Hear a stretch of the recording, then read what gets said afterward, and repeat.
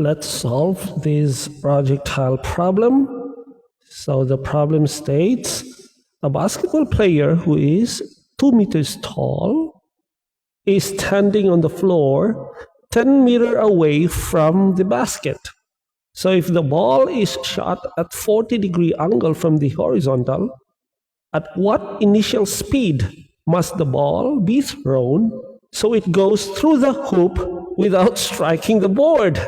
Assume that the basket height is 3.05 meters. All right, here's how it looks like if we illustrate it. So we have here the player.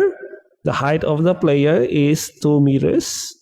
And it is thrown, the ball is thrown at an angle of 40 degrees from the horizontal. All right, and that is the height of the basket, 3.05 meters. And the distance that is traveled by the ball horizontally is actually the distance from the player to the basket, and that is 10 meters. So that's the horizontal distance traveled by the ball horizontally. All right. So what is our step one? And I think you know already, because that is always our step one, to understand the problem by understanding what are the given values. All right, so we have the player height, which is 2 meters. This is the initial height of the ball. The release. So since that is the height of the player, we will also assume that it would be the starting height of the ball. That would be roughly head height. All right. So it says, well, if you read the problem again, a player who is 2 meters tall, 2 meter tall player. All right. So probably it means also 2 meters high is the release of the ball from the player, right? So it's 2 meter hand above the head, all right? So let's take that as the point of the release of the ball, all right? Which is a height of 2 meters above the ground. So that's the initial height of the ball, all right? Which is the height of the player, 2 meters above the ground, all right? All right, so the horizontal distance, we just know, is actually the distance from the player to the ball, or rather to the basket, which is roughly 10 meters. So that's x, the distance to the basket, all right? And here are some other values. All right, so we have the launch angle. So this is the angle that's released from the hand, which is 40 degrees from the horizontal. And it is also given that the basket has a height of 3.05 meters. And what is required in the problem is the initial speed, the VO. So what is the initial speed?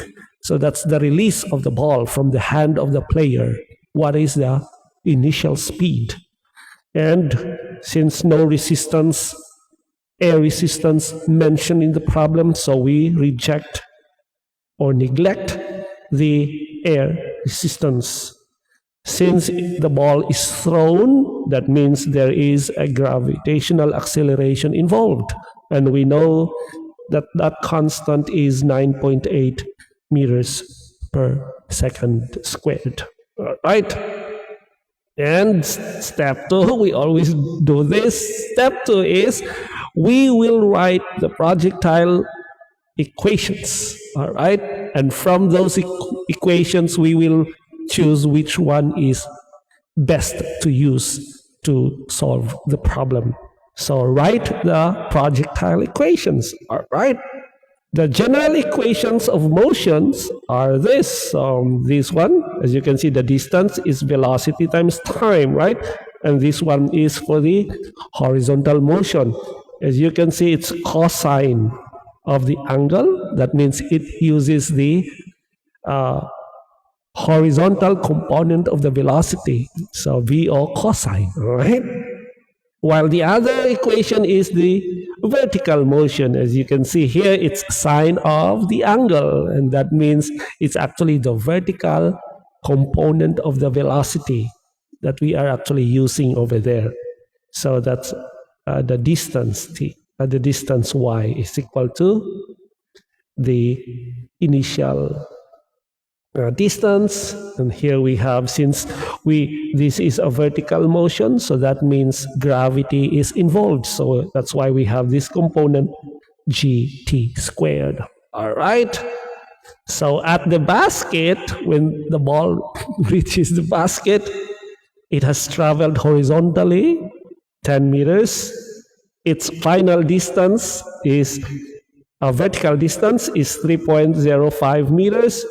And of course, the final vertical distance is, or the initial rather, distance is 2 meters. You know, when it was released from the hand of the player, the initial distance is, vertical distance is 2.0 meters.